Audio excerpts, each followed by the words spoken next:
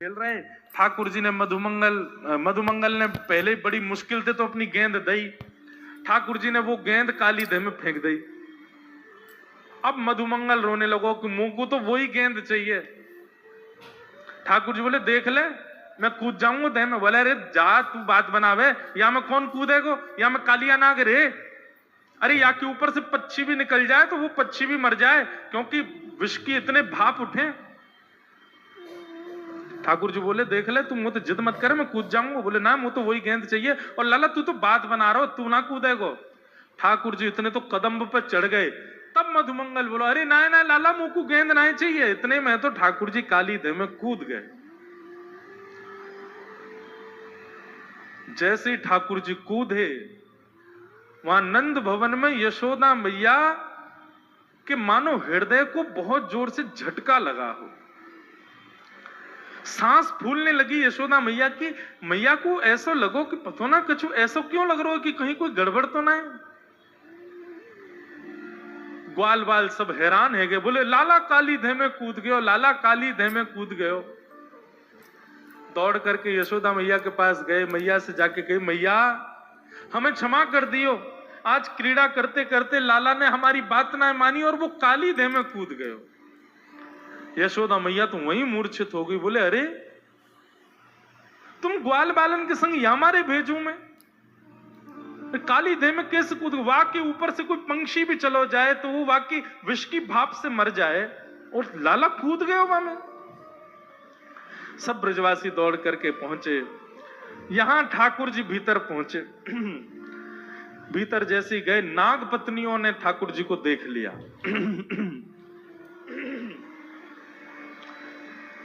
नाग पत्नियों ने ठाकुर जी के रूप को देख करके, सौंदर्य को देख करके वो पहचान गई कि सामान्य नहीं है, नहीं तो अभी तक तो मृत्यु हो जाती।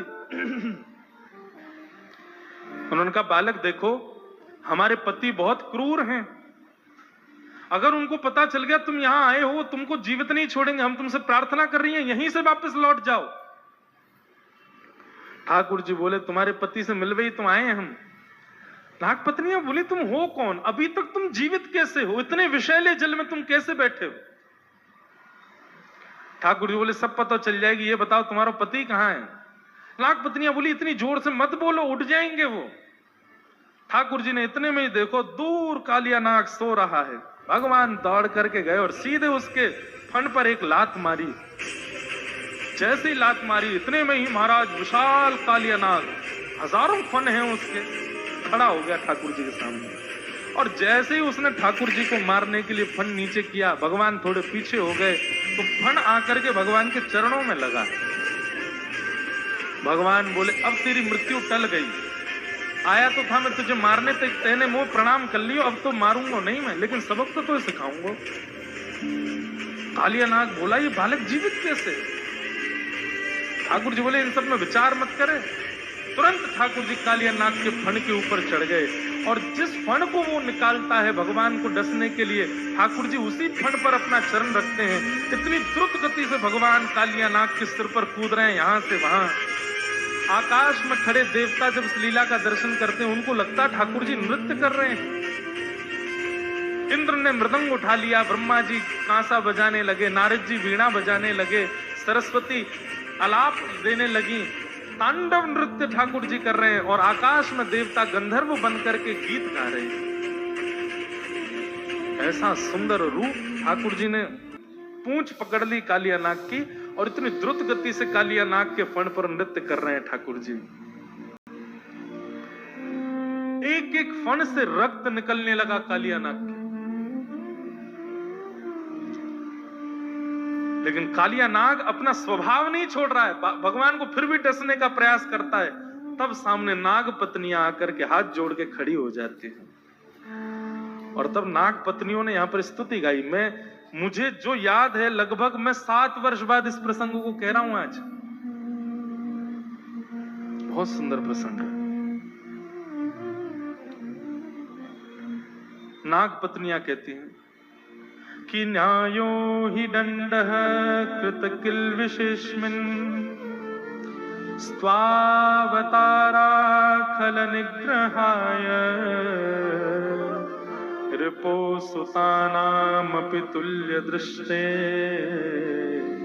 धत्से दमं फलमेवानुशासनम्।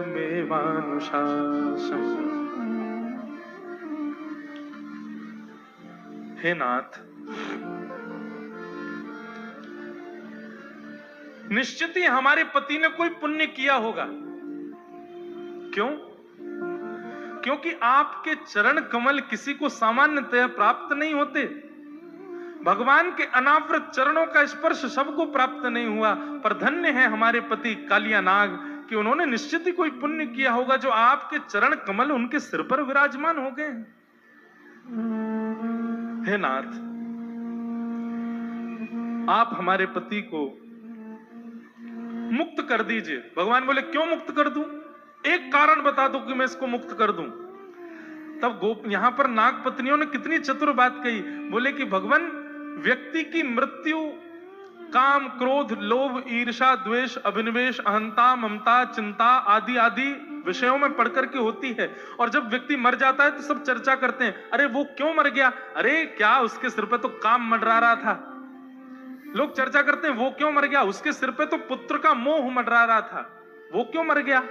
बोले उसके तो चित्त में व्यापार की बड़ी चिंता मंडरा रही थी। कल को लोग पूछेंगे कालिया नाग कैसे मर गया, तो सब कहेंगे उसके सिर पर कृष्ण मंडरा रहे थे। इसका मतलब श्री कृष्ण जिसके सिर पर विराजमान हो उसकी मृत्यु नहीं होनी चाहिए। नाथ, हम तो आपकी भलाई के लिए कह रहे हैं, हमारे पति को छोड़ दो। भगवान बोले हे नाग पत्नियों, मैं तुम्हारी इस भाव से रीझ गया हूं। तुम्हारा जो ये भाव है, इसके कारण इसको नहीं छोड़ रहा हूं, मैं तुम्हारे कारण छोड़ूंगा। तब नाग पत्नियों ने ये श्लोक भागवत में 3 बार आता है। गोपियां कहती हैं, नाग पत्नियां कहती हैं कि न नाग पृष्ठम न च पारमेष्ठम न सार्वभौमम न रसाधिपत्यम न योग सिद्धे पुनर्भवम वा वांछन्ति यत्पादरज प्रपन्ना। हे नाथ, हमें अब कुछ नहीं चाहिए, बस हमको एक वरदान दे दीजिए। क्या?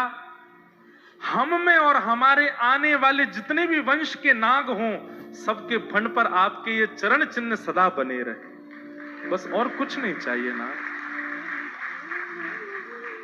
नागों के फण पर जो चिन्ह दिखाई देता है, ये श्री कृष्ण के चरणार बिंद हैं। ये नाग पत्नियों के द्वारा वरदान मांगा है। वांछन्ति यत् पाद रज प्रपन्नाः। हे ठाकुर जी, आपके केवल चरण चिन्ह हमारे सिर पर सदा के लिए अंकित हो जाएं, हमें और कुछ नहीं चाहिए। भगवान उन नाग पत्नियों से इतने प्रसन्न हो गए। बंधुओं, एक बात मैं कहूं, आपत्ति कालेन ग्रहणी परीक्षा। व्यक्ति के जीवन में आपत्ति काल जब आता है तब उसकी पत्नी ही उसको बचा सकती है। वो व्यक्ति हार जाएगा, वो व्यक्ति निश्चित है फेल हो जाएगा जिस व्यक्ति की पत्नी ने उसके अंतिम समय में या फिर उसके कठिन समय में उसका साथ नहीं दिया। हमारी एक प्रार्थना है, जितनी भी माताएं बहनें बैठी हैं, माताओं का हृदय इतना कोमल होता है, वो जरा सी बात पे भावुक हो जाती हैं। आप हो जाया करो भावुक, लेकिन जब विषम परिस्थिति आ गई हो परिवार में और विशेष रूप से पति के ऊपर, उस समय कैसे भी करके आप अपने आप को संभाल लीजिएगा, रोइएगा मत। उस समय आप यदि स्तंभ होकर के खड़ी हो गई तो आपके पति को कोई कुछ नहीं कह सकता, ये बात निश्चित है। भगवान इस बात को कहते हैं यहां पर, बोले कालिया नाग की सामर्थ्य नहीं कि वो मेरे हाथ से बच जाए, केवल आप लोगों की वजह से बच रहा है। तो भगवान कहते आपत्ति कालीन ग्रहणी परीक्षा।